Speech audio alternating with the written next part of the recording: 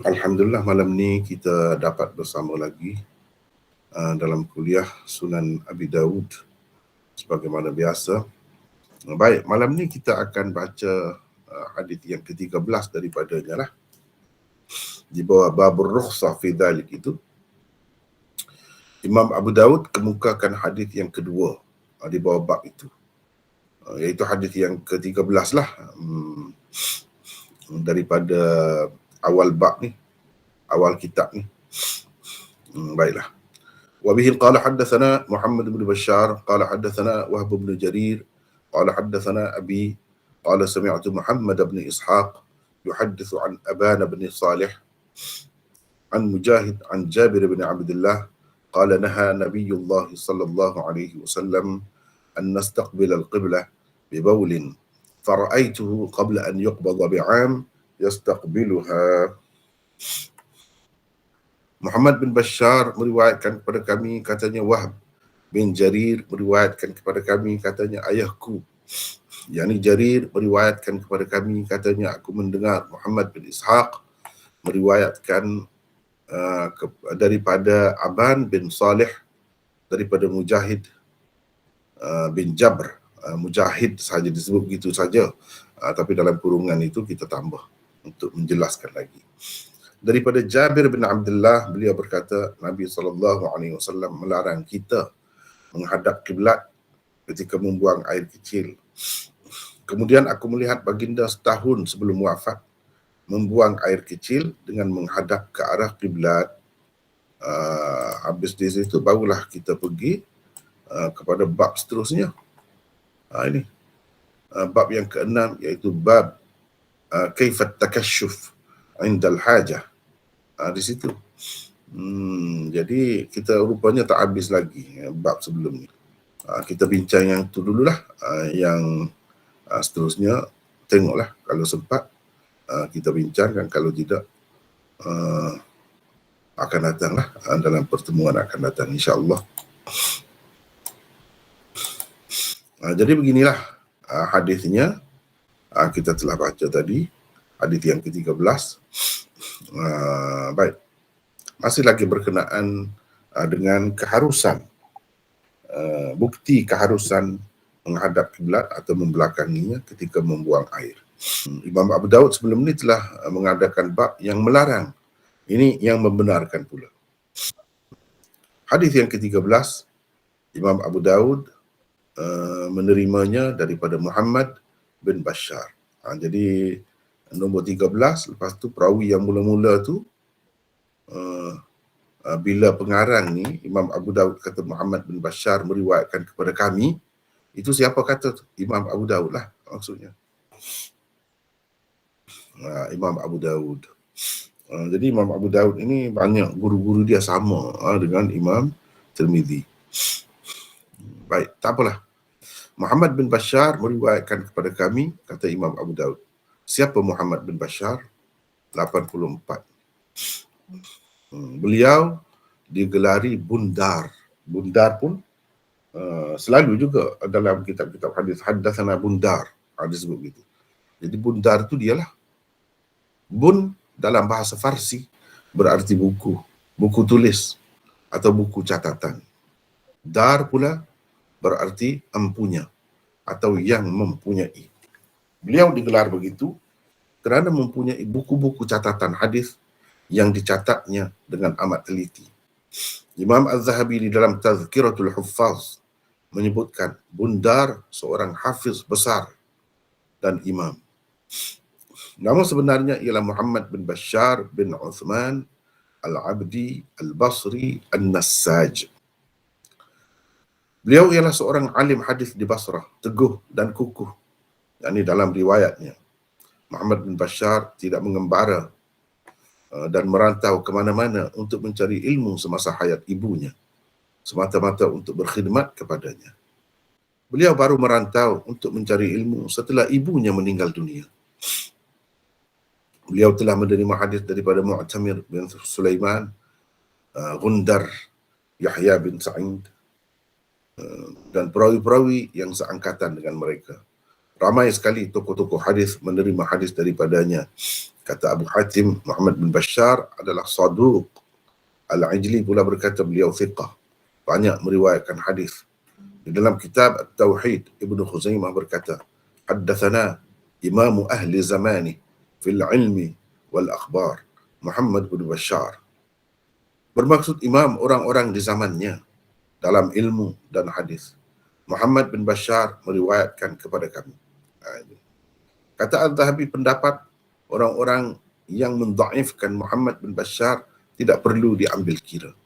Sebab kadang-kadang dalam kitab-kitab rijal tu adalah disebut orang ni tak terima orang ni. Dia ada orang-orang besar-besar yang maklum sebagai imam itu, kalau ada yang sebut dia begini-gini, tak perlu dihiraukan, tidak perlu diambil kira. Para ulama kemudiannya berijma' tentang boleh berhujjah dengan hadis-hadis yang diriwayatkannya. Muhammad bin Bashar meninggal dunia pada tahun 252 Hijrah. Begitulah serba ringkas tentang Muhammad bin Bashar. Itulah guru Imam Abu Dawud. Dia kata, yakni Muhammad bin Bashar kata, Wahab bin Jarir meriwayatkan kepada kami. Katanya, ayahku, yakni Jarir, Wahab bin Jarir. Siapa pula Wahab bin Jarir? Wahab bin Jarir bin Hazim. Jarir bin Hazim, selalu perawi yang masyhur. Wahab bin Jarir bin Hazim bin Zaid. Abu Abdullah Al-Azdi Al-Basri, seorang perawi thiqah, meriwayatkan hadis daripada ayahnya Jarir Ibnu Aun, Syu'bah dan ramai lagi yang lain. Orang-orang yang meriwayatkan hadis daripada beliau pula antara lainnya ialah Ahmad Ishaq dan Ibnu Ma'in. Ibnu Ma'in juga mengatakan beliau thiqah, meninggal dunia pada tahun 252 Hijrah. 252 Hijrah. Kalau kita tengok di sini sama dengan muridnya, 252 Hijrah juga meninggal. Jadi sama dengan Muhammad bin Bashar, tahun meninggalnya itu. Kemudian Wahab bin Jarir meriwayatkan daripada ayahnya. Katanya, ayahku, yakni Jarir, 86. Jarir bin Hazim adalah seorang perawi thiqah, tetapi hadisnya daripada Qatadah. Sekejap, kita besarkan sikit. Di sini sama dengan muridnya, 252 Hijrah juga meninggal. Jadi sama dengan Muhammad bin Bashar, tahun meninggalnya itu. Kemudian Wahab bin Jarir meriwayatkan daripada ayahnya. Katanya, ayahku, yakni Jarir, 86. Jarir bin Hazim adalah seorang perawi thiqah, tetapi hadisnya daripada Qatadah.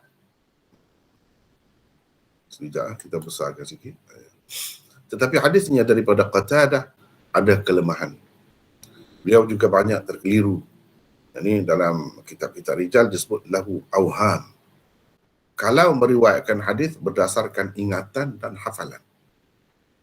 Kalau berdasarkan hafalan dan ingatan, ya banyak juga keliru.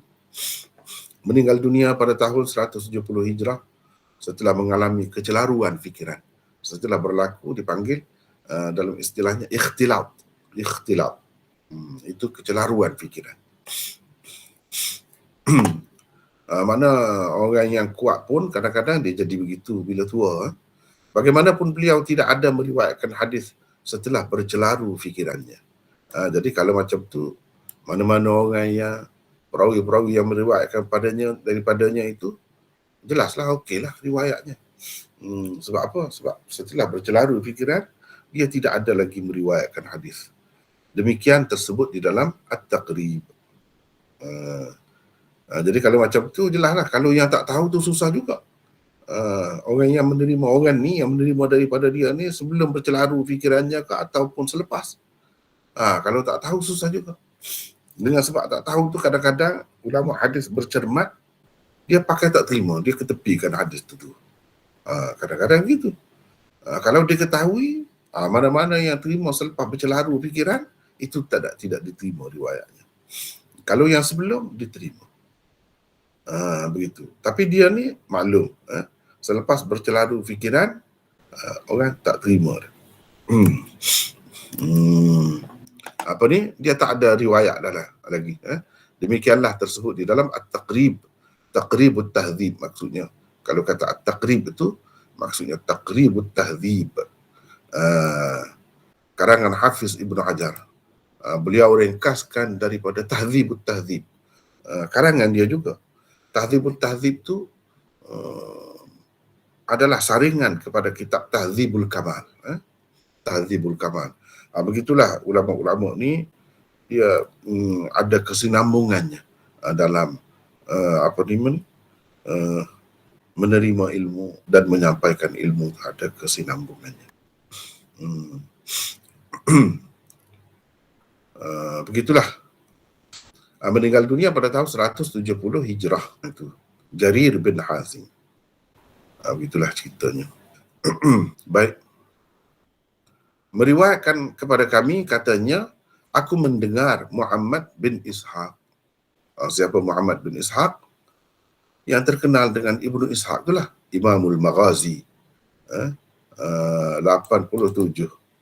Sampai di sini saya nak orang lain lah pula baca. Silakan. Siapa nak baca mula-mula malam ni? Silakan di sini. Kita nak berkenalan dengan Muhammad bin Ishaq. Silakan, siapa? Saya baca mana? Ni siapa ni? Asyad mana? Asyad. Silakan. Dapat 27. Ya. Muhammad bin Ishaq adalah seorang perawi kontroversial. Sebahagian ulama mentakdirkannya, sementara sebahagian yang lain pula mentajrihkannya. Ada yang meletakkannya pada taraf perawi hasan. Ada yang mengangkatnya sampai ke taraf perawi sahih. Pada masa yang sama, ada yang mendaifkannya. Malah ada juga yang mengatakan dia seorang pendusta besar dan dajjal. Bagi penulis, pendapat golongan ulama yang mentajrihkannya lebih tepat berbanding golongan yang mentakdirkannya. Sebaik-baik bukti untuk pendapat penulis ialah riwayat beliau, sama ada di dalam kitabnya sendiri atau yang bertaburan di celah-celah kitab-kitab hadis sunan para ulama yang lain.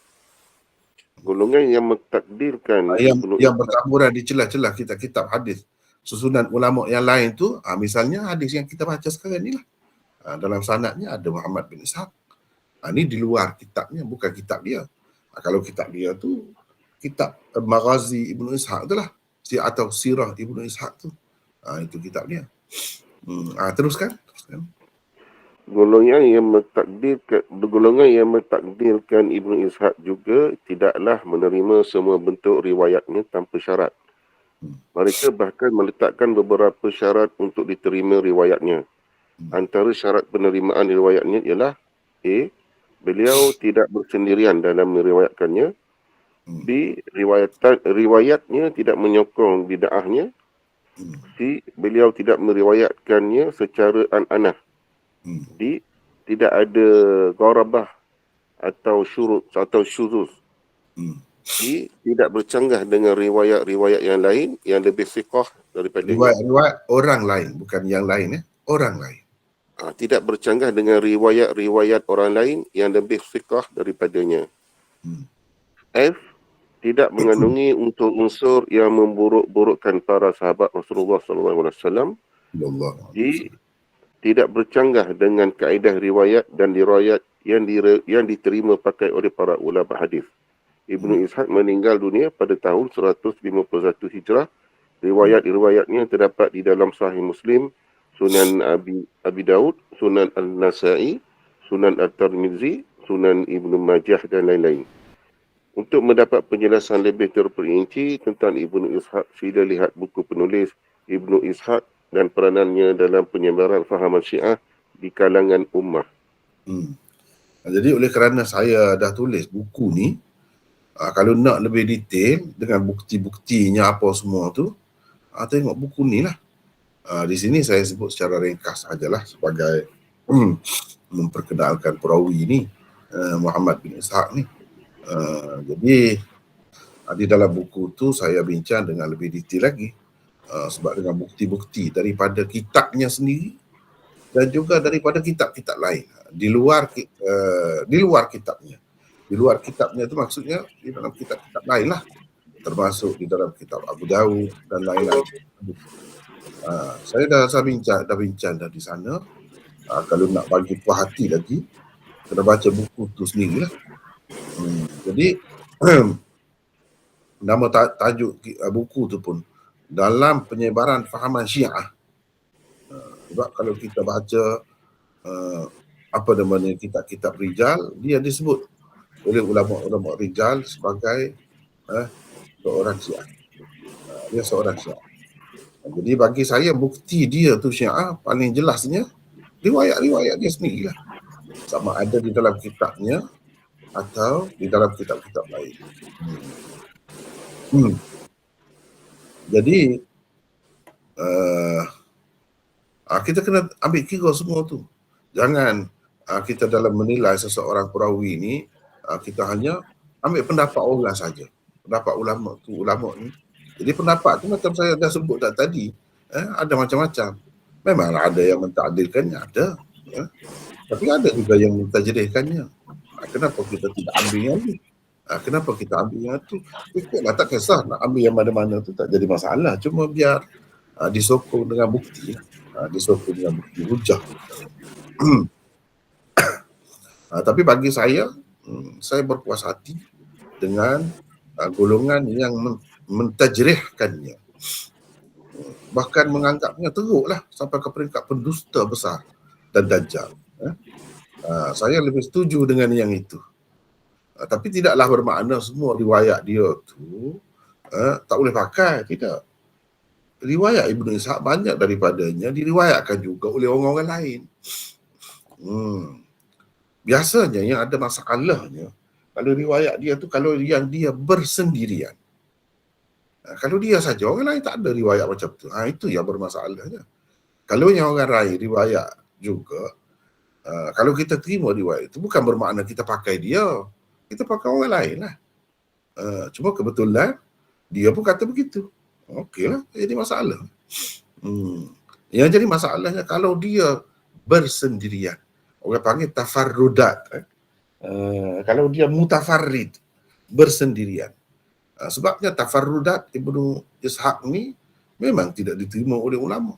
Ulama-ulama yang terima dia pun tak mahu terima juga kalau dia bersendirian. Dia saja. Hanya dia yang meriwayatkan hadis itu macam tu, atau satu hadis tambahan itu dengan tambahan tertentu dia saja yang meriwayatkannya. Itu ulama tak mahu terima. Sebab itu saya ringkaskan di sini syarat-syarat.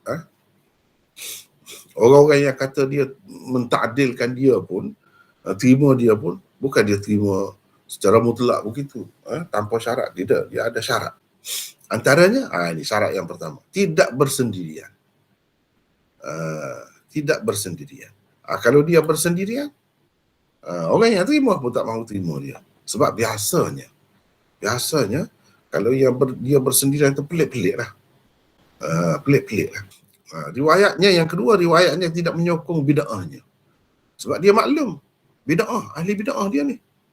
Bid'ah akidah lah, bid'ah akidah, bukan bid'ah amalan ni, tak, bid'ah akidah. Jadi bid'ah akidah tu lebih berat. Lepas tu bid'ah dia tu, kalau kita baca kitab-kitab rijal, dia bukan satu perkara saja. Bukan Syiah saja. Saya dalam buku saya tu saya banyak membuktikan dia tu sebagai Syiah. Sebagai Syiah. Memang banyaklah buktinya. Tapi ulama-ulama lain sebut dia sebagai Qadari, sebagai Mujassim juga. Mujassimah dia ni. Sebab ada riwayat dia, kalau tengok dalam buku saya 99 usul itu, salah satu usul tu menyerupakan Allah. Menggambarkan Allah tu seperti berjisim lah. Berjisim. Dia ada riwayat yang macam tu. Dalam kitab dia ada riwayat yang macam tu. Kalau kita terima dia, bermakna kita terima jugalah macam tu. Sebab kita dah kata dia perawi yang bagus, perawi yang thiqah boleh diterima, kena terima jugalah macam tu. Di situ kita akan menghadapi masalahnya. Nak bercakap, nak terima tu senang. Senang nak bercakap, nak kata kita boleh terima. Ada orang ni kata dia bagus, orang ni kata dia begini-begini. Senang. Apabila kita berhadapan dengannya, kita lah yang jadi masalah. Orang yang terima dia tu, dia lah kena jawab. Dia kena jawab. Begitu. Setahu saya, buku saya tu pun ada juga orang kritik, kritik Ibnu Ishaq. Dia macam tadi, dia sebut macam tadi, tapi dia tidak jawab betul buku tu dengan menulis buku pula, tidaklah macam tu. Cuma adalah orang sebut kepada saya, ada dalam video saya dengar, saya ikutilah juga, saya tengok juga. Tapi hujahnya tak kuat. Kalau kuat, okey, tak jadi masalah. Kritik tu biasa dalam dunia ilmu ni. Tapi tak kuat. Seolah-olahnya dia tak baca buku saya dulu. Kalau baca buku tu tak apa, lepas tu cerita lah, tak apa. Dia kena baca dulu.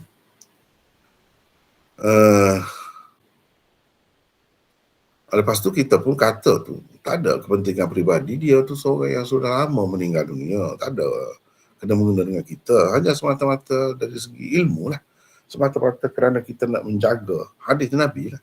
Sebab banyak kalau kita terima riwayat dia, banyak pelik-pelik. Orang-orang yang tidak mengkaji, dia tak tahulah benda-benda yang pelik-pelik tu.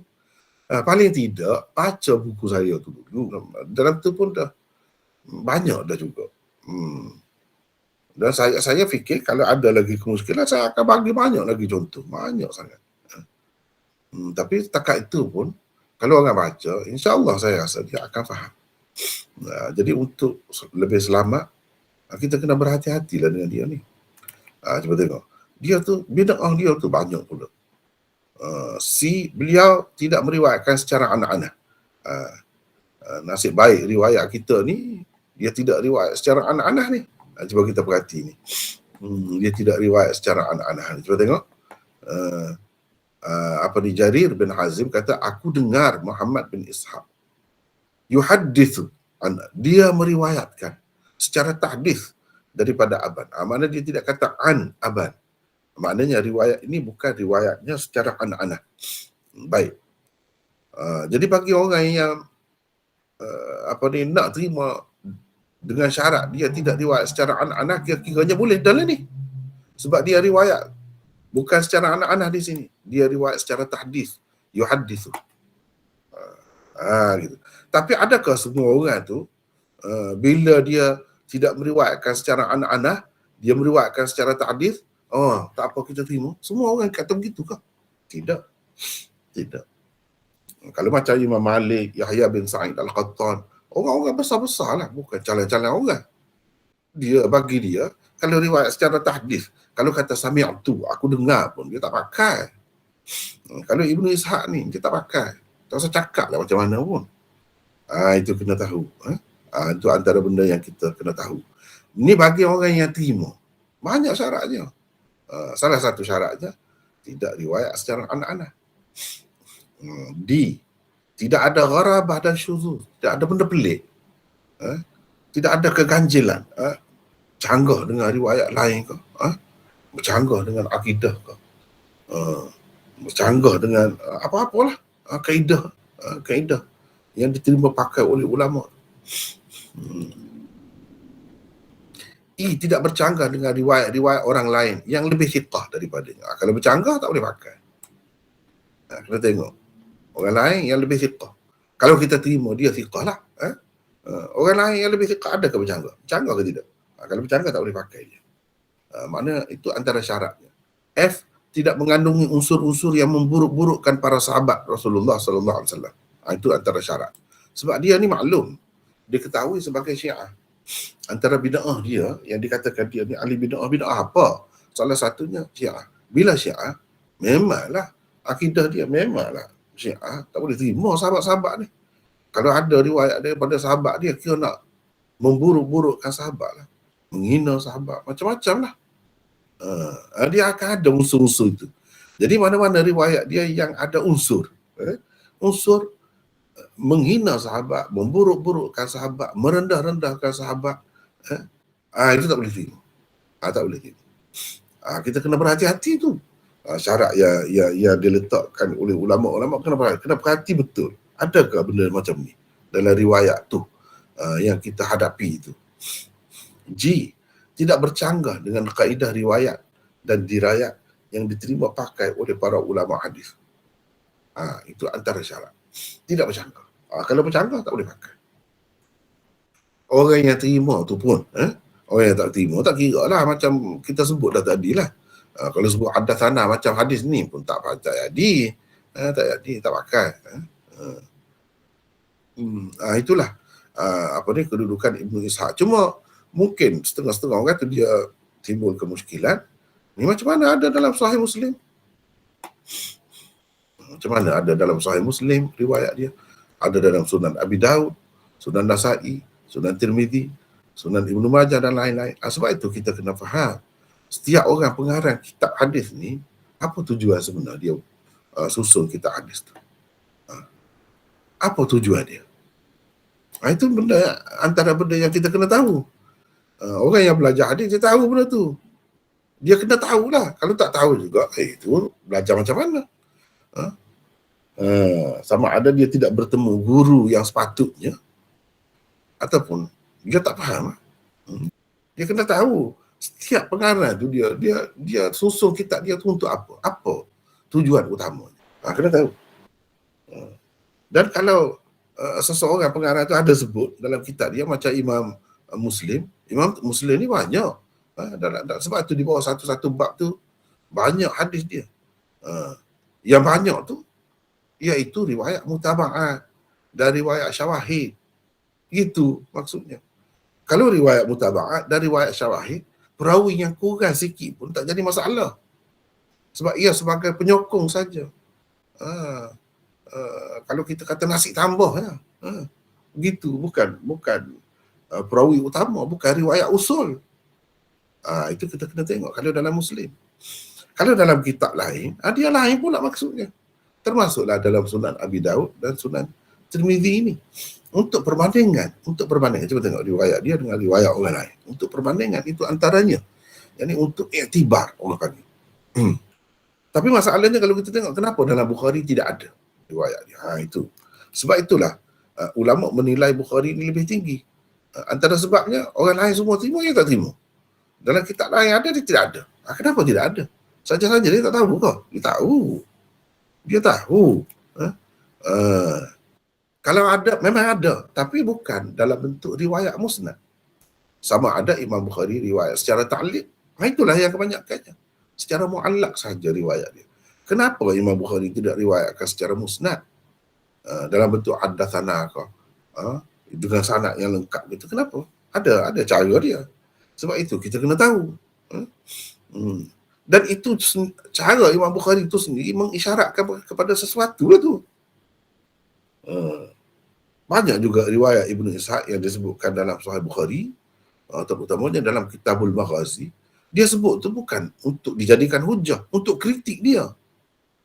Ramai orang tak faham tu. Dia sebut tu untuk kritik. Jadi sebutlah nama dia. Dia berpendapat begini, dia buat mari orang lain. Dan Imam Bukhari pun tidaklah terima pendapat dia tu. Untuk menolak pendapat dia tu. Ada juga begitu. Setengah-setengah orang dia tak kira. Dia kira berapa kali sebut. Tak kira begitu. Tak boleh kira begitu. Kalau nak kira sebut, Allah SWT sebut kata-kata Fir'aun dalam Quran. Faqala ana rabbukumul a'la. Betul lah. Betul ke dia Tuhan yang maha tinggi? Tuhan sebut apa yang dia kata. Tak semestinya dia kata itu betul. Dan Tuhan sebut, ini Fir'aun kata. Tidak semestinya nak sebagai hujah. Tidak. Sama juga, begitulah juga dalam hadis. Ini benda yang antara yang ramai orang tak faham. Sebabnya tidak belajar dengan betul lah. Tidak belajar dengan betul. Kalau belajar dengan betul tak akan jadi begitu. Tak akan jadi begitu. Bukan sekadar Ibnu Ishaq yang memang dipertikaikan oleh ulama, ada yang terima dia, ada yang tak mahu terima dia. Orang lain yang lebih teruk lagi. Perawi lain yang lebih teruk lagi daripada Muhammad bin Ishaq ni, Ibnu Ishaq. Ada dalam Abu Daud, dalam Sunan Tirmizi, ada. Perawi jelas, perawi maudhu'. Ada. Apa lagi kalau kita hadisnya bawa daripada tu. Jadi apa tujuan? Adakah ulama-ulama kata imam-imam ni penyebar hadis maudhu'? Tak. Sebab mereka faham apa tujuan dia. Apa tujuan dia. Baik.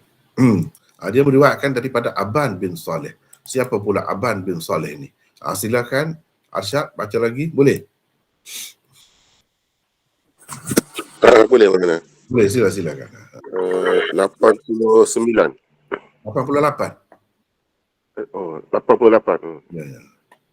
Seorang perawi hadis yang dikatakan thiqah oleh kebanyakan ulama rijal hadis. Mereka menganggap Ibnu Hazm yang mengatakan beliau majhul dan Ibnu Abdul Bar yang mengatakan beliau daif sebagai waham, iaitu kekeliruan. Aban meninggal dunia pada tahun Aban meninggal dunia pada tahun 115 Hijrah ketika berusia 55 tahun. Sekejap. Jadi di sini kadang-kadang perawi itu ada ulama besar pun kadang-kadang dia tidak tahu. Dia kata majhul. Dia tak kenal. Macam Ibnu Hazm ni alim besar, dia bukan calon-calon orang. Tapi dia kata majhul. Ibnu Abdul Bar kata dhaif. Jadi kita kena tengok yang kebanyakan ulama. Jangan tengok seorang dua begitu. Memang ada lah. Jadi yang kita kena pakainya yang kebanyakan. Yang lebih ramai. Dengan sebab itu kalau ada pendapat-pendapat macam ni, mereka kata ini waham, keliru ni. Ini satu kekeliruan. Jadi maknanya ulama-ulama besar pun macam Ibnu Abdul Bar itu bukan main hebatnya. Tapi dia pun ada kadang-kadang dia kata dhaif. Jadi orang lain tak kata dhaif. Orang lain tak kata begitu. Jadi kita pakai yang ramai lah. Begitu.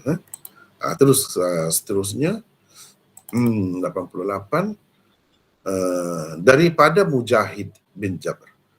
Jadi Aban tu meriwayatkan daripada Mujahid bin Jabr. Siapa Mujahid bin Jabr pula? Silakan lagi, sambung lagi. 89 iaitu Abu Al-Hajjaj Al-Makhzumi Al-Maqi.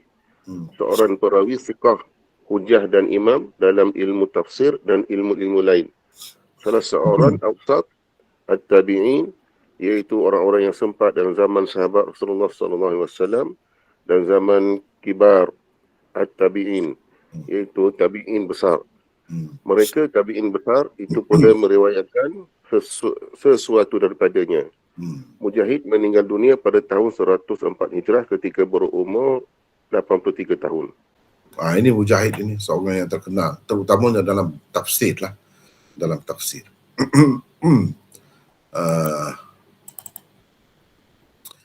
Dia pula mengambil daripada Jabir bin Abdullah. Jabir bin Abdullah ni sahabat Nabi. Silakan terus baca lagi. Iaitu bin Amr bin Haram Al-Ansyari As-Salami. Jabir dan ayahandanya. Abdullah adalah sahabat Rasulullah SAW. Jabir ada ikut serta berperang bersama Nabi SAW dalam 19 peperangan. Beliau terbilang salah seorang daripada 7 orang sahabat yang banyak meriwayatkan hadis daripada baginda SAW. 7 orang sahabat yang dimasukkan selain beliau sendiri ialah Abu Hurairah, Ibnu Umar, Ibnu Abbas, Anas, Ibu Sa'id Al-Khudri dan Aisyah. Abu Sa'id Al-Khudri dan Aisyah radhiyallahu anha. Jabir bin Abdullah meninggal dunia selepas tahun 70 Hijrah ketika berumur 94 tahun. Itu tentang Jabir bin Abdullah, sahabat Nabi yang terkenal. Baik. Beliau berkata Nabi SAW melarang kita, melarang kita. Kami itu bukan maksud untuk sahabat sahajalah, untuk orang-orang Islam lain, selepas mereka juga. Sebab itu kalau kita kata melarang kita pun boleh juga. Menghadap kiblat ketika membuang air kecil. Kemudian aku melihat baginda setahun sebelum wafat membuang air kecil dengan menghadap ke arah kiblat. Jadi ini menunjukkan seseorangnya yang dia larang dahulu tu macam mansuh lah. Ataupun kalau tidak mansuh pun berkait dengan keadaan-keadaan tertentu. Bukan mutlak. Misalnya di tempat terbuka ke, di tanah lapang ke, di tempat macam tu. Kalau di tempat tertutup, lain pula. Sebab apa? Sebab Nabi ni di tempat yang agak tertutup. Dia buat ni. Daripada sinilah ulama yang mengatakan kalau dalam bangunan, dalam binaan, dalam tandas itu boleh. Tidak dilarang pun. Yang dilarang itu kalau di luar. Ada yang berpendapat begitu. Kerana ada hadis inilah. Baik. Nota 91. 91. Baik, kita nak orang lain pula lah baca. Siapa nak baca pula daripada sini, nota 91? Silakan. Saya mana? Siapa ni? Abdul Rahman. Abdul Rahman daripada mana tu? Kajang. Daripada mana? Kajang. Oh, Kajang. Silakan.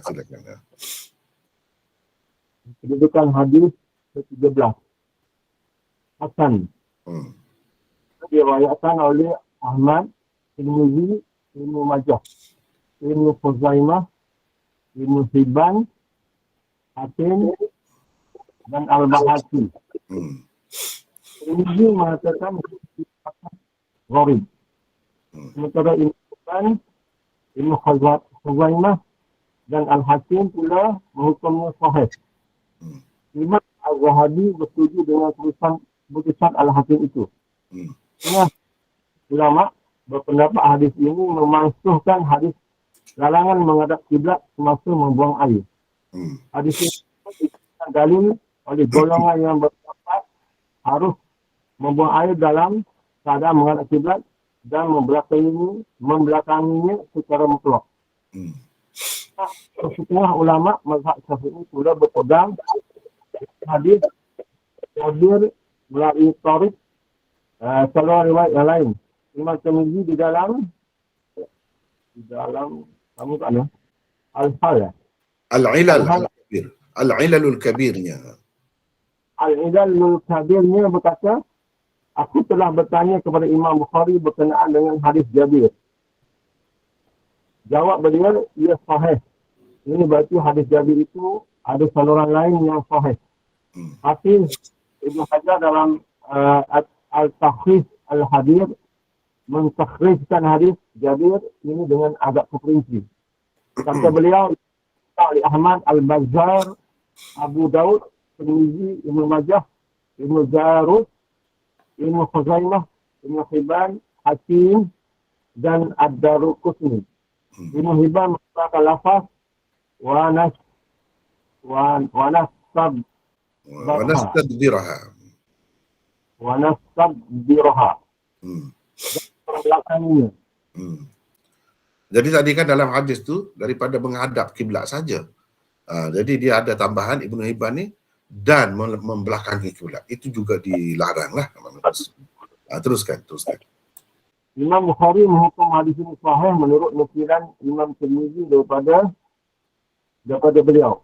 Imam Tirmizi sendiri mengatakan hadis ini hasan. Demikian juga kata Al-Bazzar. Sekejap. Sebab hadis ni tidak ada dalam Sahih Bukhari.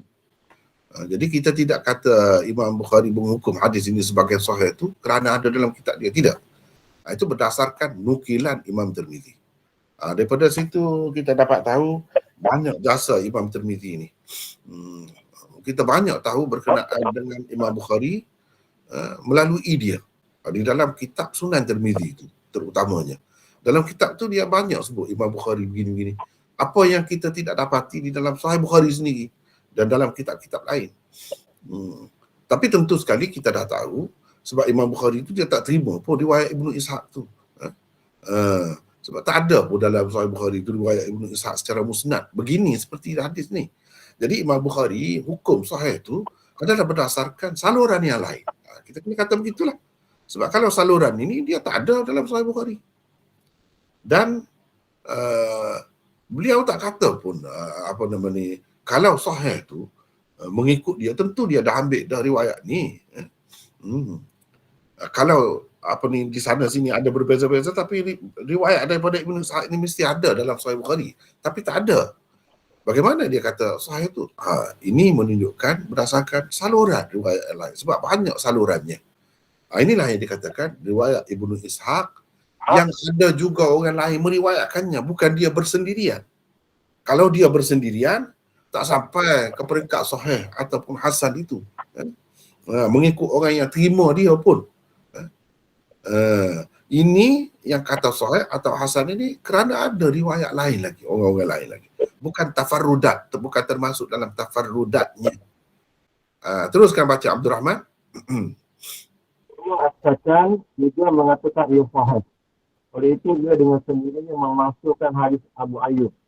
Para ulama masih membantah hujah yang dikemukakan oleh ulama-ulama mazhab Syafi'i itu, dia mengatakan kalau diandaikan hadis Jabir itu sahih sekalipun, dia tetap dikategorikan sebagai hadis fi'li yang tidak dapat disamakan dengan hadis qauli daripada segi kekuatannya.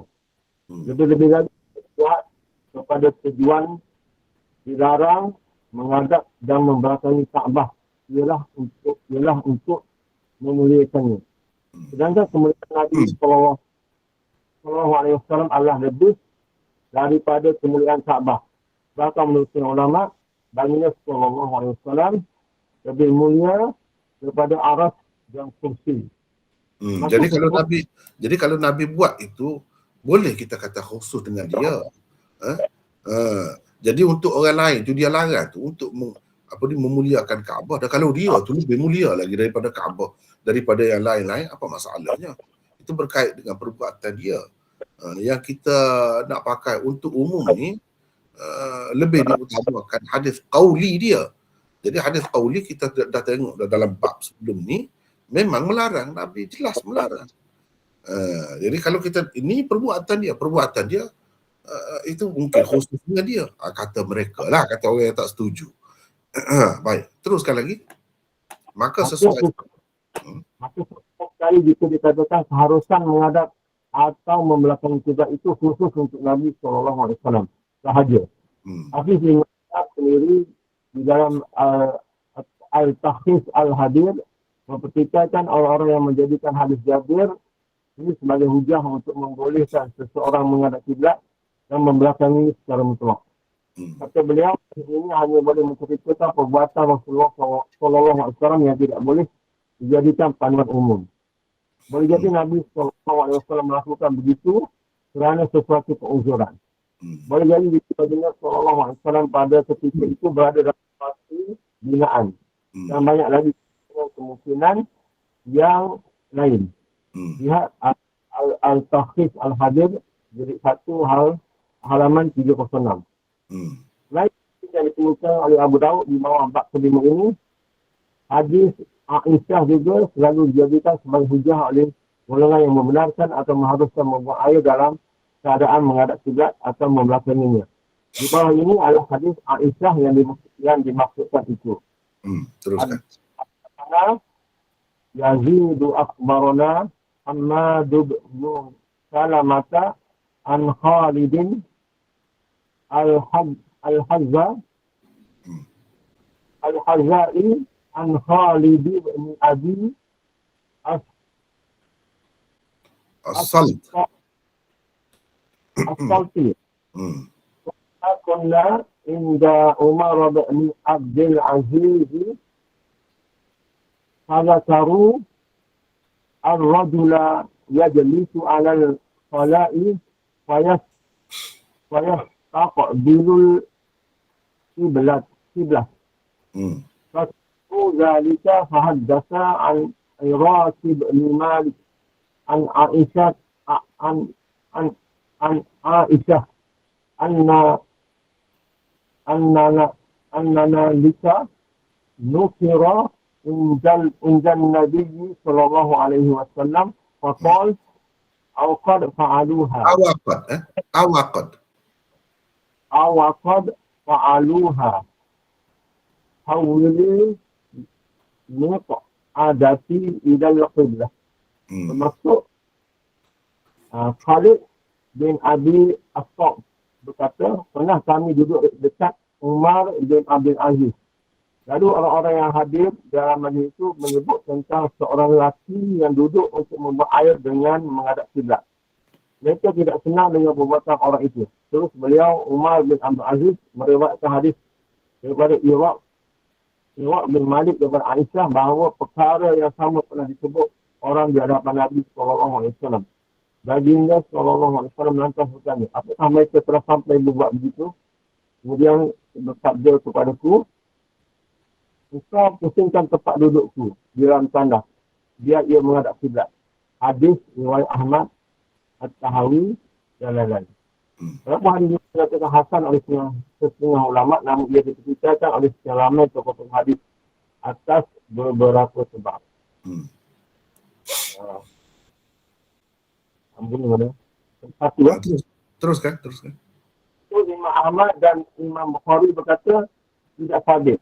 Iraq ada mendengar apa-apa daripada Aisyah, itu sanadnya terputus.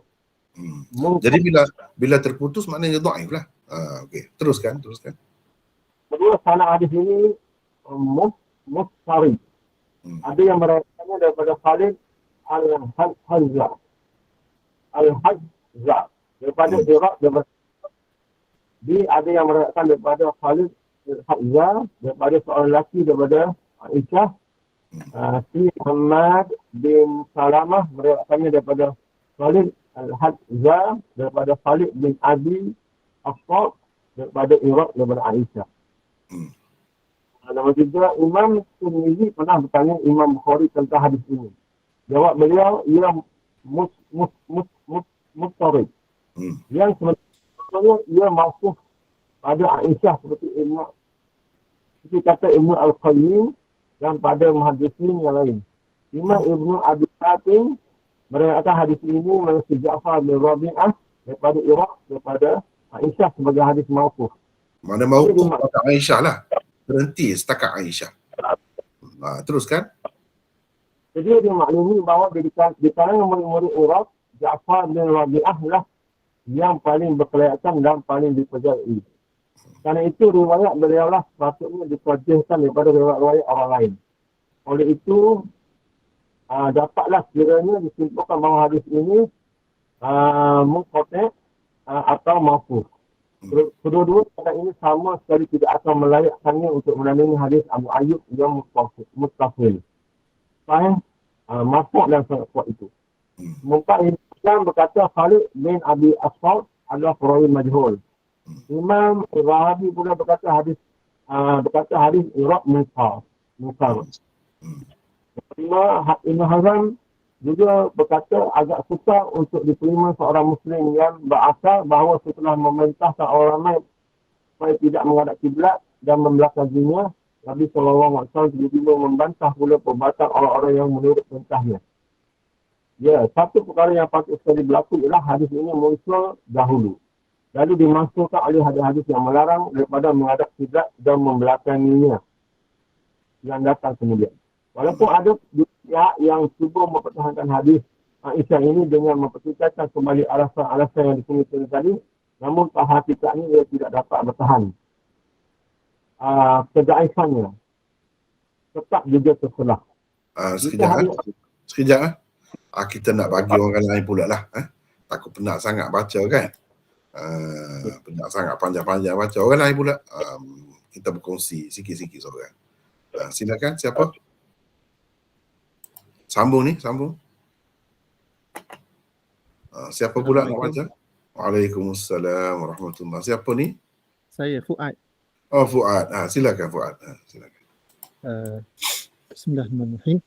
Jika hadis Aisyah yang diriwayatkan oleh Iraq diambil kira dan diperhatikan dengan saksama, anda akan nampak bagaimana sikap Nabi SAW apabila mendapati tujuan sebenar larangannya, iaitu mentakzimkan Kaabah, telah disalah faham oleh sebahagian sahabat sehingga menyusahkan mereka. Baginda tidak gembira dengan gejala itu, lalu memerintahkan Aisyah agar mengubah kedudukan tempat membuang air supaya menghadap kiblat. Dengan berbuat demikian, hilanglah keraguan dan kesusahan yang mungkin timbul di kalangan masyarakat akibat larangan yang mempunyai maksud dan tujuan tertentu itu. Kedudukan perkara ini boleh dikatakan sama dengan isu anjing yang diperintahkan agar kesemuanya dibunuh pada suatu peringkat di zaman Nabi SAW. Arahan ini dikuatkan lagi dengan hadis yang menyebutkan malaikat tidak memasuki rumah yang ada anjing di dalamnya. Bahkan pahala pembelanya akan berkurangan sebanyak 2 qirat setiap-tiap hari. Kemudian perintah menghapuskan anjing dilonggarkan dan dikhususkan kepada anjing hitam sahaja. Anjing-anjing lain tidak perlu lagi dibunuh. Jabir meriwayatkan, terus Anna ya. Ya. Anna Rasulullah sallallahu alaihi wasallam amara biqatlil kilabi hatta anna al-mar'ata kanat tadkhulu bil kalbi fayuqtalu min qabli an takhruja wa qala laula anna al-kilaba ummatun min al-umami la amartu biqatliha faqtulu minha kull aswada bahimin baina aynayhi nuqtatani fa innahu syaitan. Bermaksud sesungguhnya Rasulullah sallallahu alaihi wasallam pernah memerintahkan agar dibunuh anjing sehingga orang perempuan bila masuk ke dalam rumah dibunuhnya anjing terlebih dahulu sebelum keluar.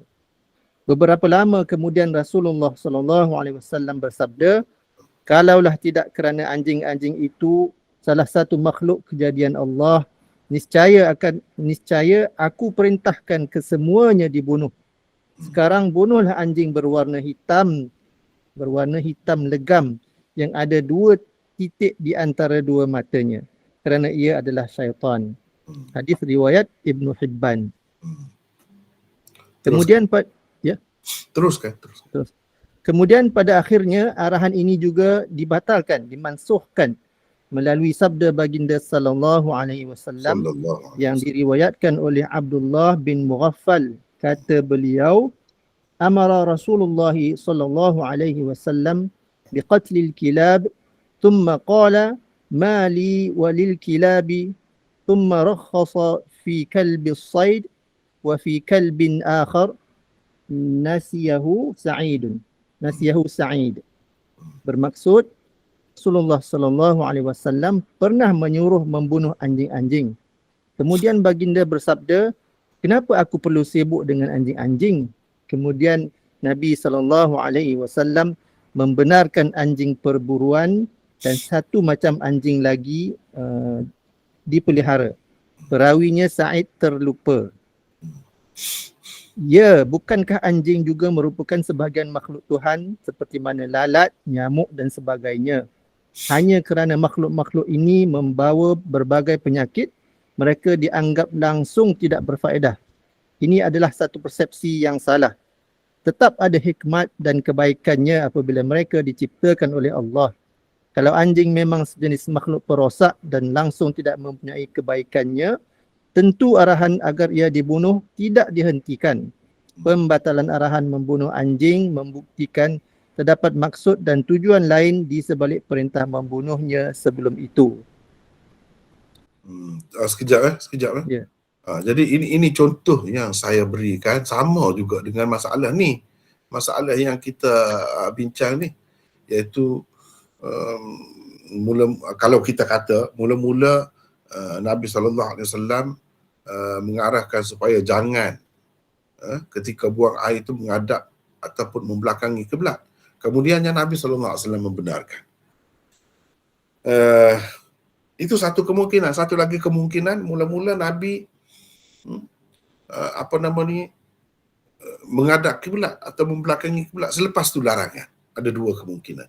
Tapi biasanya yang mula-mula tu lebih berat, yang kemudian tu lebih ringan. Dan yang mula-mula tu ada maksudnya yang tersendiri, setengah-setengah perkara tu yang dianjurkan oleh Nabi SAW tu.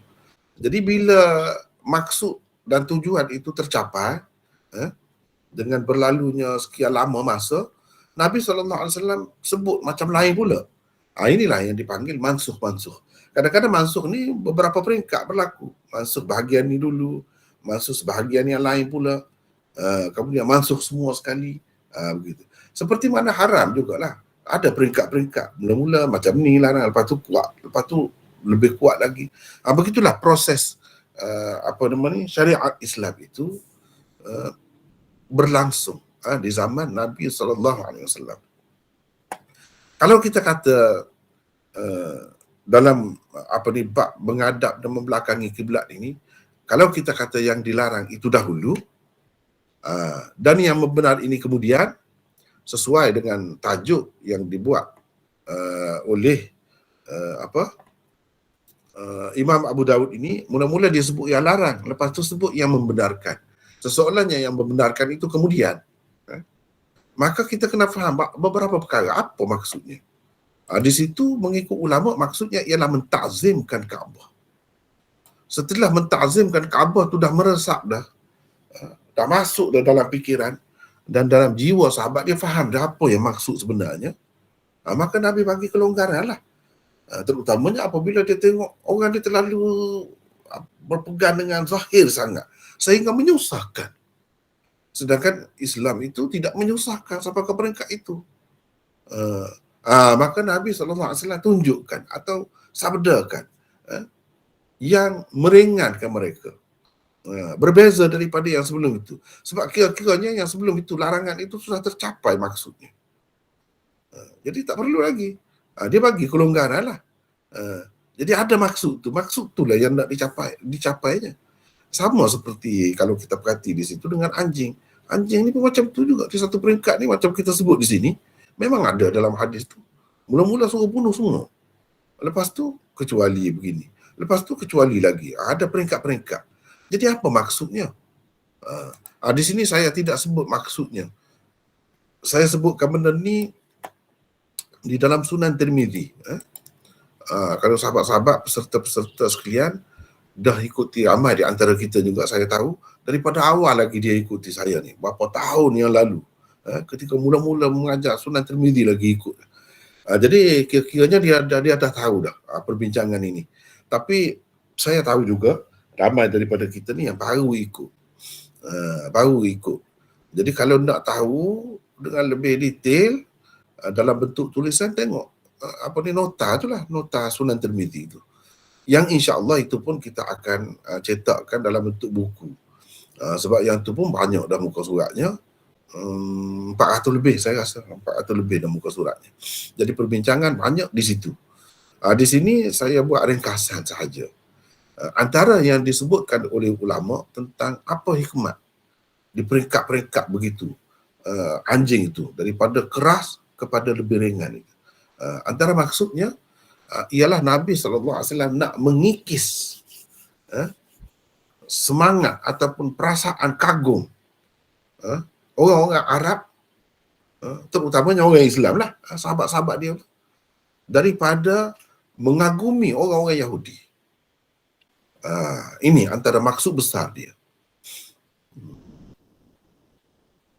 Sebab itu kalau dari segi hukum pun mula-mula 8 kali suruh basuh.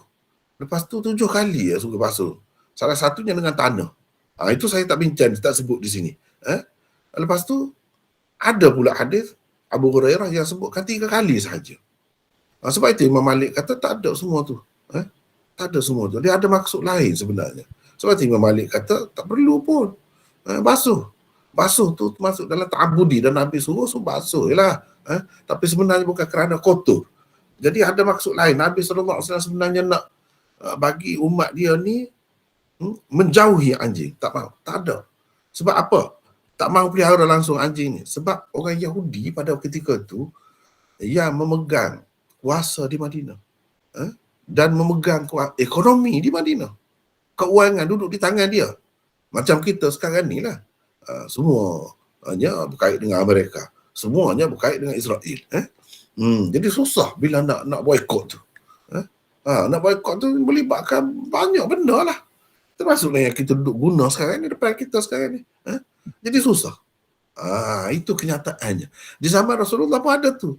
Jadi cara Rasulullah nak kikis jiwa rendah, jiwa mengikut, jiwa kagum, jiwa hamba, kagum kepada orang lain, yang kuat dari segi politiknya, yang kuat dari segi ekonominya. Caranya apa? Ini salah satu cara. Sebab apa? Yahudi tu dia memang pelihara anjing. Macam kita di sini, orang Cina yang bukan Islam tu lah, kan? Biasalah pelihara anjing mereka. Banyak juga kesamaan. Dari segi ekonomi pun mereka kuat juga. Jadi banyak kita boleh belajar daripada sunnah Nabi ni, macam mana menghadapi bangsa yang lebih kuat. Dari sudut ekonomi, dari sudut politik, dari sudut apa pun, banyak yang benda yang kita boleh belajar. Jadi Nabi SAW nak menghapuskan semangat tu. Jadi orang-orang Arab ni dah lama dia tu di bawah orang Yahudi, nak air orang Yahudi. Macam sekarang ni lah. Macam sekarang ni juga. Cuma dalam bentuk yang lebih besar. Dalam bentuk negara-negara. Bergantung dengan Israel tu. Sehingga nak telur pun bergantung dengan Israel. Nak air pun bergantung dengan Israel. Orang Arab sekarang ni. Zaman dahulu macam tu juga. Dah lama-lama dia akan kagum. Memang manusia ni begitu. Dia akan lemah. Dia akan, orang kata inferiority complex lah. Orang jiwa kata, orang ilmu jiwa kata dia ada. Dia akan kena penyakit itu. Penyakit berasa diri ni rendah, lemah, kurang. Daripada orang yang lebih bijak daripada kita. Daripada orang yang lebih berkuasa daripada kita. Daripada orang yang lebih banyak harta bendanya daripada kita. Dia memang manusia ni. Itulah yang disebut juga oleh Ibn Khaldun dalam kitab dia, Muqaddimah Ibn Khaldun. Memang gitu jiwa manusia. Jadi Nabi SAW nak angkat jiwa sahabat-sahabat dia. Jiwa takut kepada orang, kagum kepada orang, berasa lemah dengan orang, berasa hina dengan orang. Itu tak betul. Lepas tu dikaitkan kenapa Yahudi itu jadi lebih, kerana benda dia begini. Macam kita sekarang ni lah, terikut-ikut dengan orang kafir kerana dia pakai topi, kerana dia pakai seluar pendek, kerana dia pelihara anjing. Benda-benda macam tu pun dikait sebagai sebab. Padahal itu tak ada kena-mengena dengan sebab kemajuan sesuatu umat. Jadi Nabi SAW nak kikis tu. Jadi caranya, salah satunya ialah banyak lagi. Semua yang Yahudi itu Nabi tak bagi. Kalau misal tebal, Yahudi misal tebal, Nabi kata papas misal itu. Sampai begitu sekali.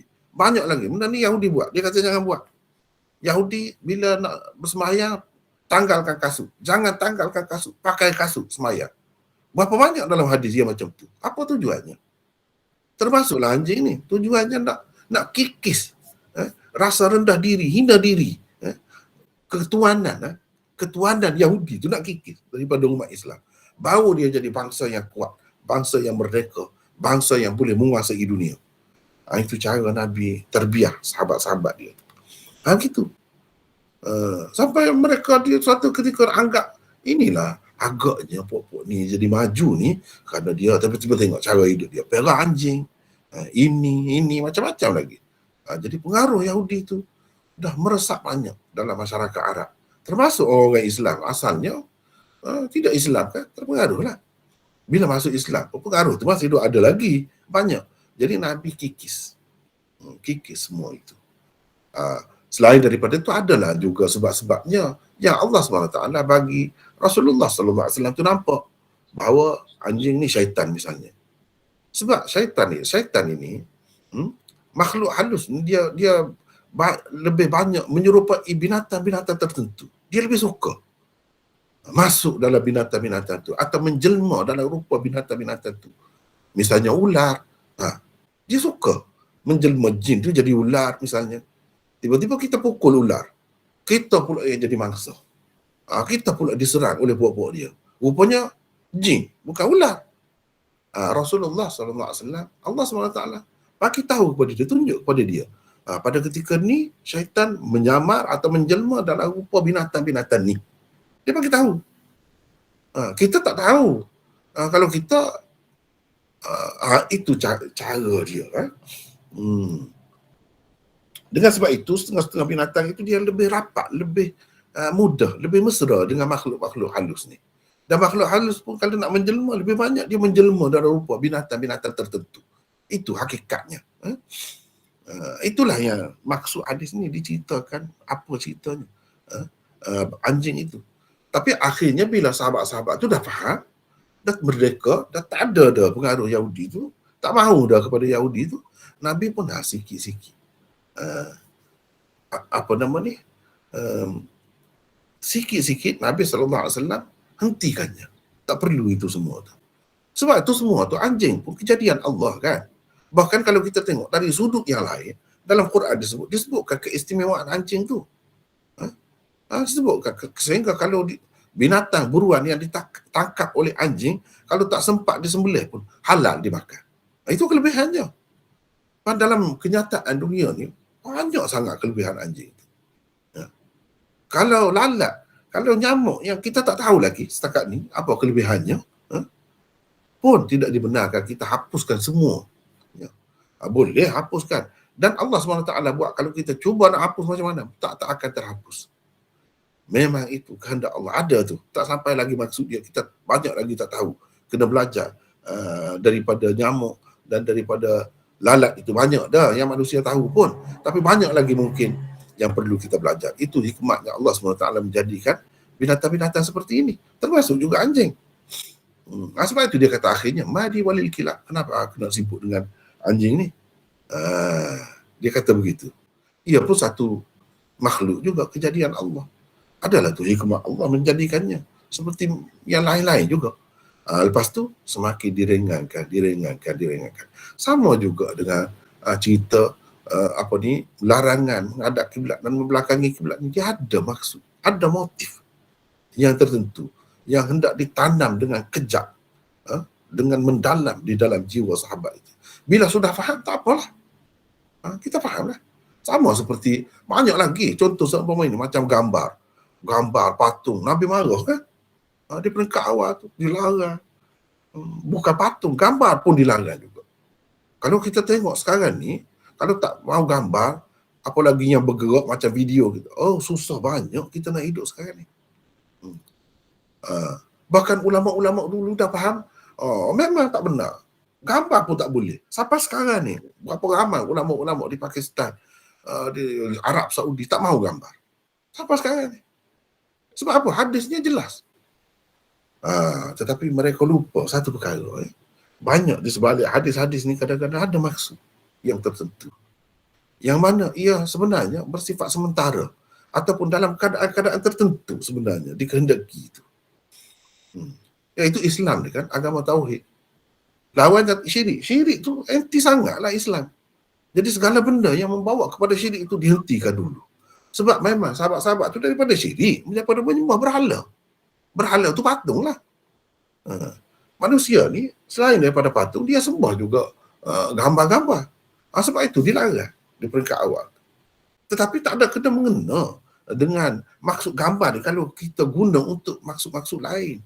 Bahkan kalau ada faedah macam kita sekarang ni mengajar guna video apa semua ni. Kalau gambar yang senyap, fotograf tu pun diharamkan. Kalau yang bergerak ni lagilah. Lagilah bagi mereka tu. Tapi mereka tu sebenarnya berhenti setakat zahir. Dia tak pergi jauh lagi ke dalam. Kalau pergi jauh lagi ke dalam, kita akan kerugian banyak sebenarnya. Kalau kata gambar atau patung tertentu, sekarang ni robot orang buat.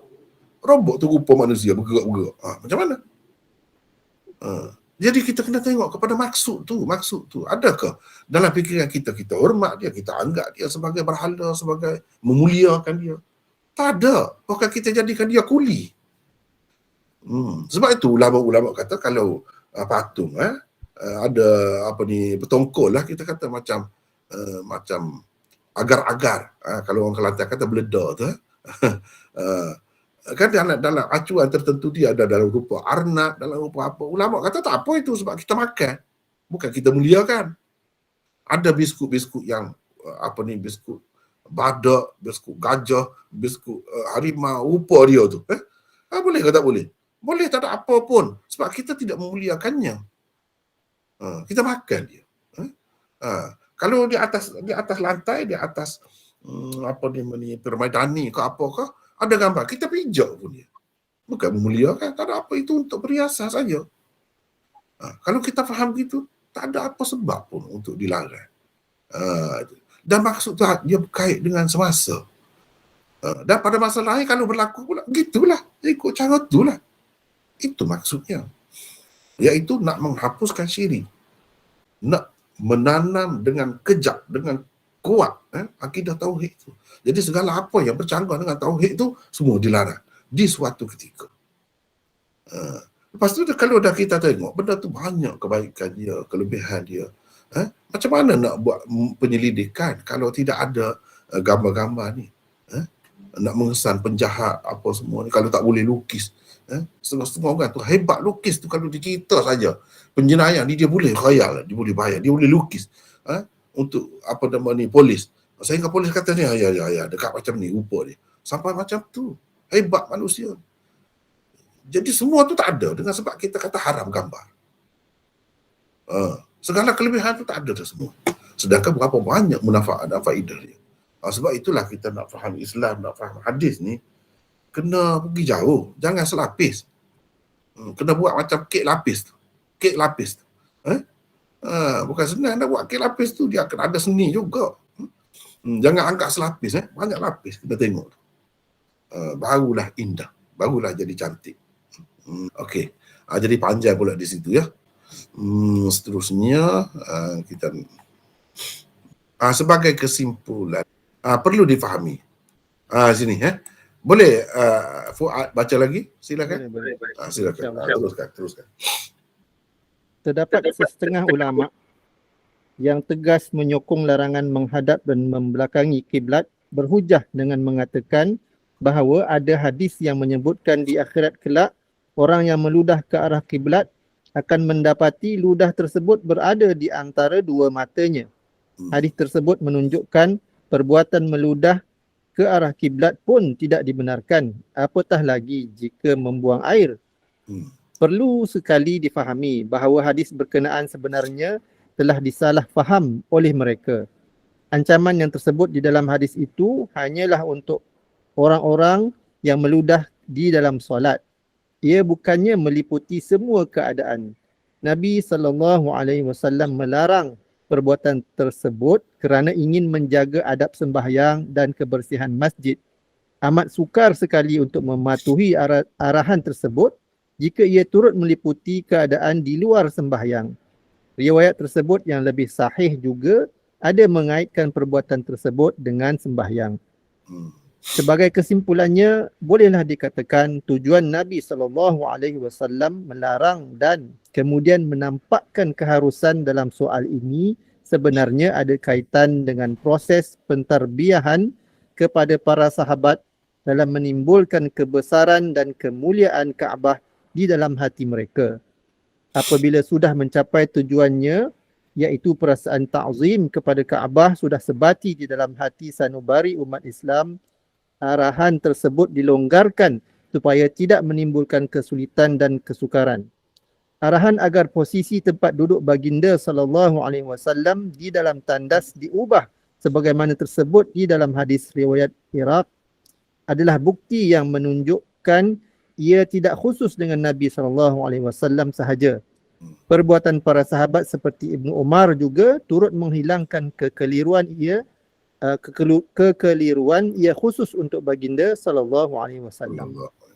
Ya, teruskan. Soalnya, bagaimana pula dengan umat Islam di kemudian hari? Adakah mereka dapat memahami dan menghayati tujuan sebenar Nabi SAW sebagaimana para sahabat dahulu? Jawapan kepada persoalan ini tidak sukar.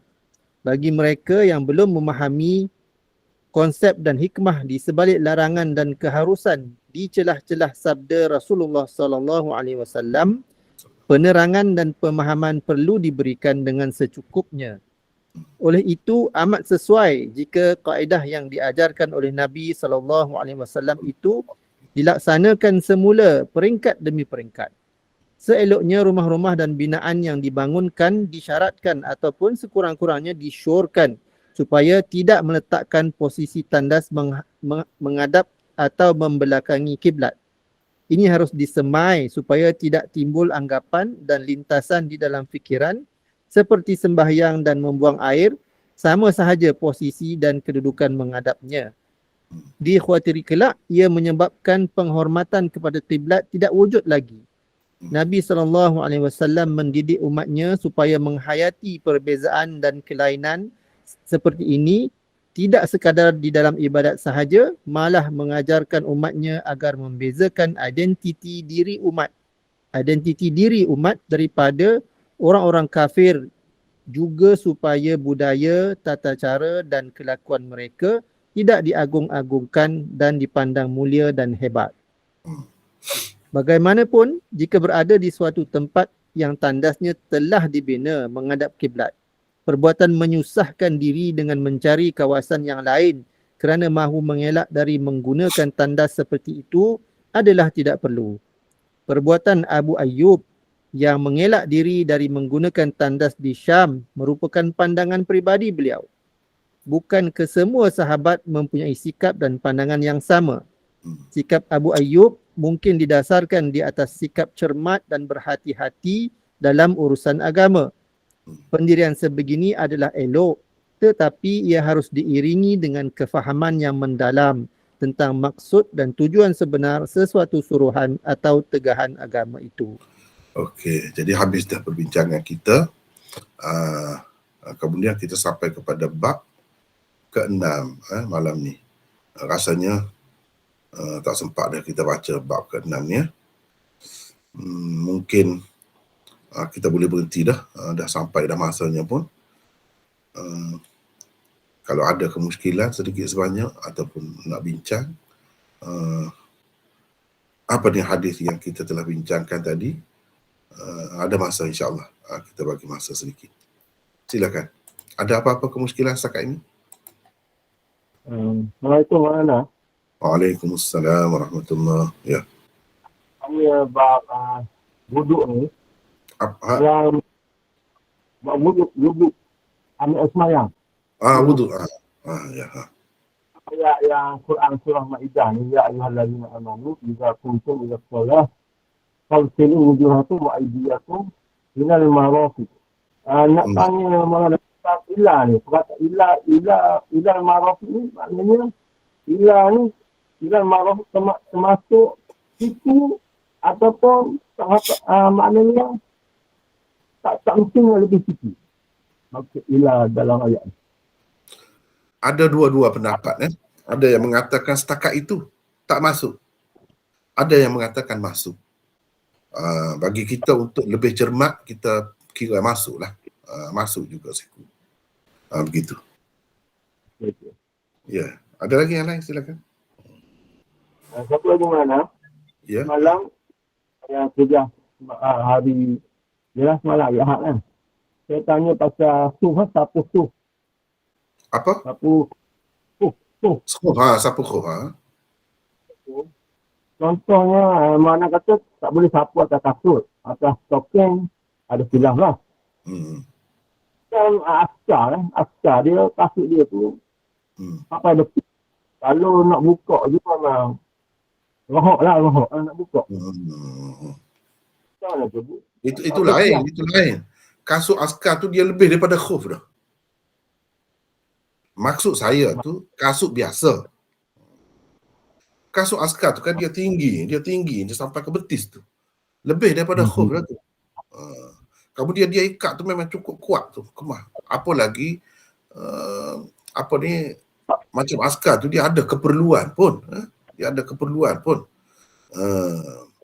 Jadi lain ceritanya. Yang kita maksudkan itu kasut di bawah buku lali maksudnya. Kasut di bawah buku lali. Kalau kasut askar tu dah termasuk dah macam tu lah juga. Boleh juga. Ya. Kalaupun di dalam tu tak pakai khuf pun sudah memadai dah kasut tu. Bagus juga tanya.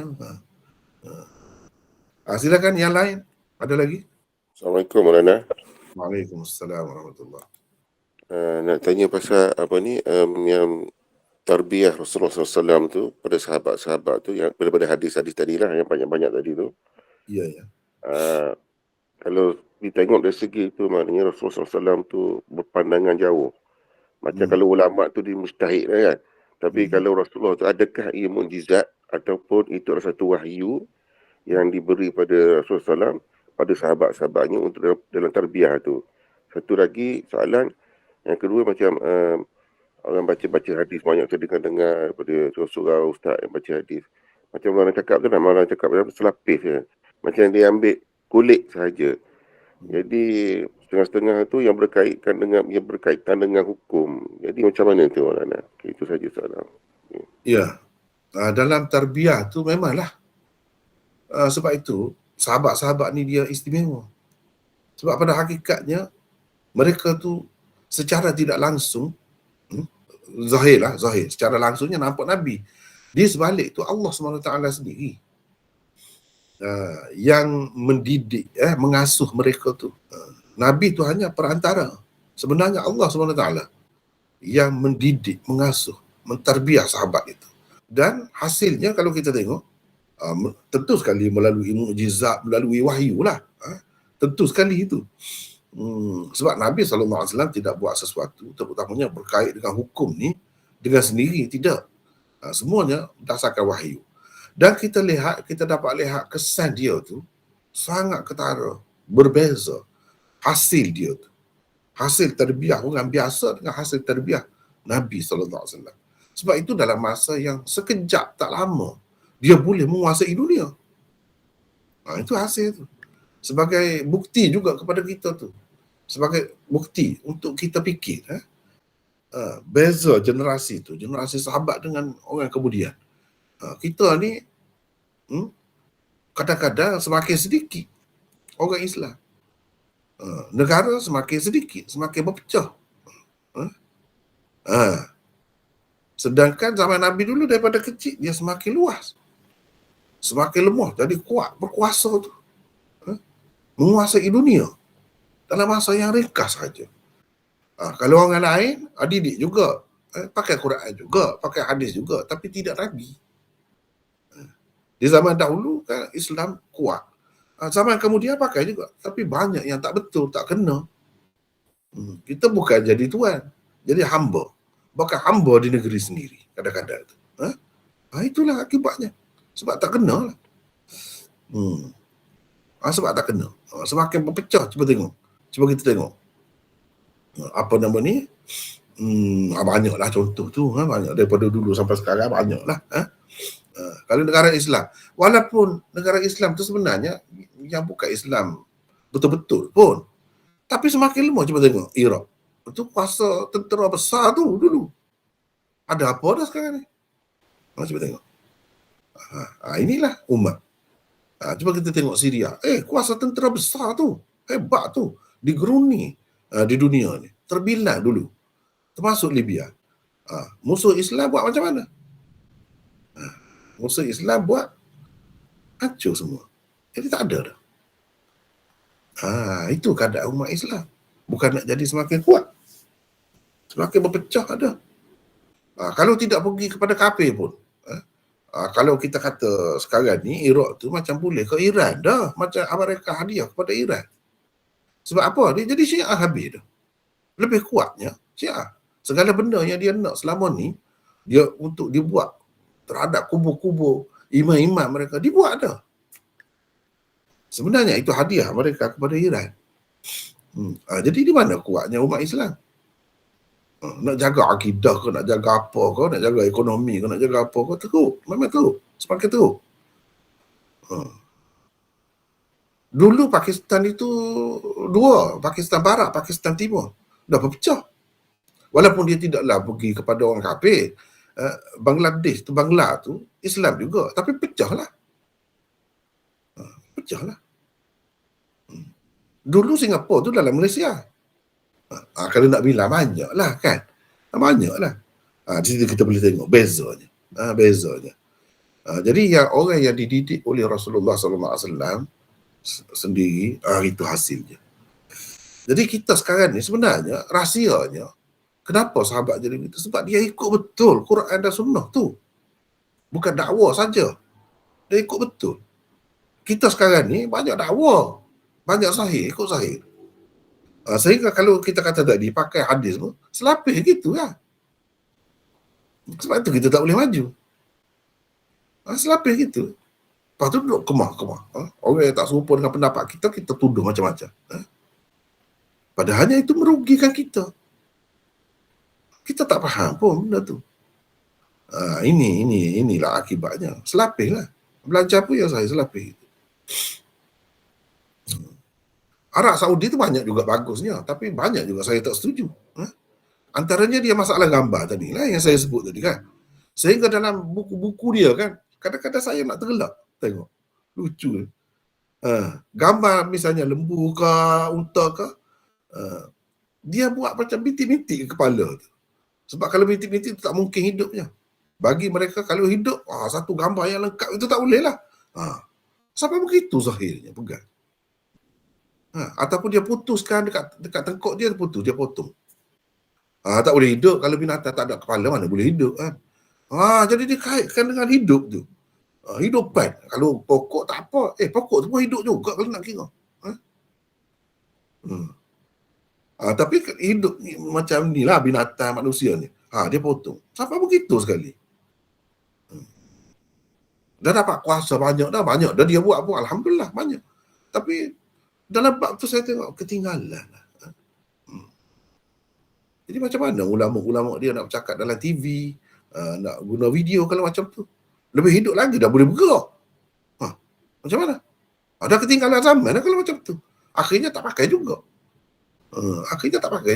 Terpaksa pakai yang ni. Sebab tu, kalau daripada awal lagi kita tu bersikap terbuka kan, banyak lapis cara kita menilai, mengkaji tu, taklah jadi begini umat ni.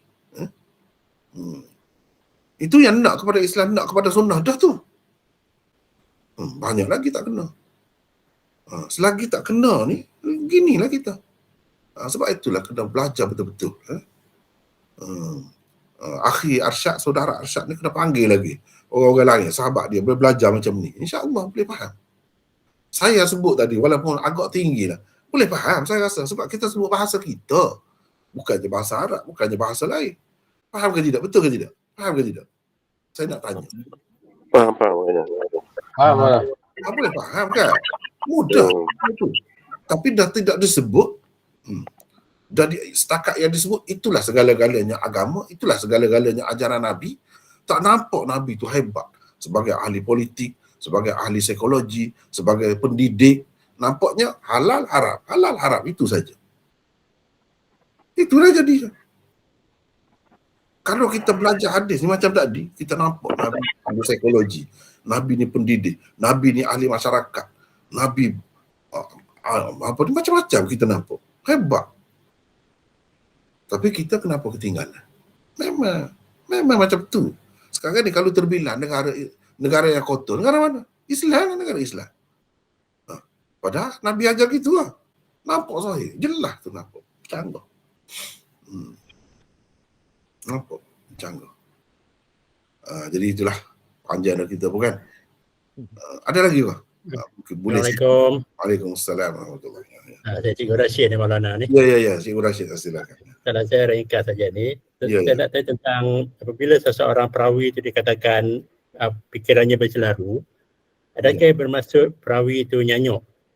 Saya bertanya soalan ni kerana ada setengah ustaz lah saya dengar, kalau orang alim tu kalau kata dia hafal Quran, fikirannya takkan nyanyuk lah. Itulah soalan saya. Samakah cara fikiran tu dengan nyanyuk? Nyanyuk tu kemuncak dah. Nyanyuk tu kemuncak. Kalau tak sampai peringkat tu pun dia lupa banyak kan. Itu pun bercelaru dah. Ataupun tak sampai ke peringkat nyanyuk tapi dia menjadi bertukar. Sepatutnya nama ini jadi nama lain. Itu dah mula dah tu. Itu bercelaru lah tu maksudnya. Jadi kecelaruan ni ada yang ringan, ada yang teruk. Teruk tu kemuncaknya memang jadi nyanyuk lah. Jadi apa yang Cikgu Rashid sebut tadi, orang yang hafal Quran apa tidak nyanyi, tak kena tu. Boleh nyanyi. Zaman dahulu orang yang hafal hadis, kalau sebut hafal hadis tu dia bukan hafal hadis, Quran tu dah hafal lama dah. Orang zaman dulu dia tak sebut hafal Quran ni. Sebab hafal Quran ni perkara mesti, umum. Kalau sebut hadis, hafiz hadis tu barulah disebut, barulah dia kagum. Sebut-sebut sikit. Kalau hafal Quran tu tak. Semua hafal Quran tapi nyanyuk juga. Begitulah. Cuma adalah pandangan ulama, kita kata petua lah, bukan hadis pun, petua berdasarkan pengamatan mereka. Mereka kata kalau orang tu, ini bagus juga kalau kita pakai. Terbukti, kalau perhati, kita perhati, nampak. Jadi benda begitu ya. Kadang-kadang berdasarkan pengamatan ulama-ulama tersebut. Orang yang rajin baca Quran, tak tinggal Quran, ikutlah dia hafal ke tidak, insya-Allah dia tidak akan jadi nyanyi. Itu saja disebut. Antara yang sebut begitu ialah Jalaluddin Asyuti. Dia sebut. Jadi kalau diperhati betul ada kebenarannya. Kalau nak macam tu, rajin-rajinlah baca Quran. Tiap-tiap hari kena baca, mesti baca. Sikit-sikit pun baca. Begitu. Berdasarkan pengamatan, itu bukan hadis. Berdasarkan pengamatan. Jadi pengamatan ni banyak berguna juga untuk perubatan, untuk macam-macam lah. Kita berguna berdasarkan pengamatan orang jadi buat benda macam ni. Jadi kita buat jadi gitulah. Mudah-mudahan sekadar itu ya. Kalau nak kata ada hadis ke apa, tak ada. Dia kadang-kadang kalau kesibukan meniaga, kau sibukkan dengan sesuatu ilmu ke, tak ada nak baca Quran. Boleh jadi, boleh nyanyi. Walaupun dia tu asalnya baca Quran, hafal Quran, kemudian tak baca. Jadi mudah-mudahan kalau betul lah apa yang disebutkan itu, ya, itu salah satu langkah yang patut diambil. Dan kalau tidak kerana itu pun kita dapat pahala banyak baca Quran. Itulah. Sekadar itulah dulu ya. Wallahu a'lam untuk malam ni. Wa akhiru alhamdulillah rabbil alamin. Assalamualaikum warahmatullahi